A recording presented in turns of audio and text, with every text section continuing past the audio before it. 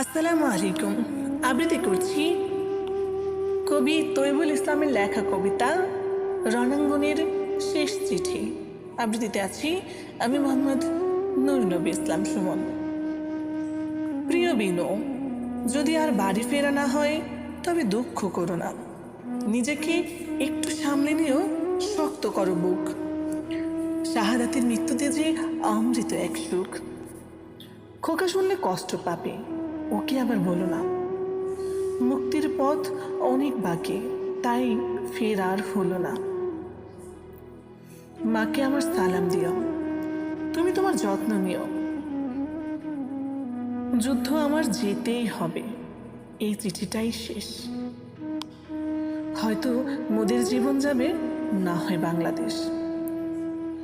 জীবন যাবে যাক না, তাও মা তো মুক্তি পাবে।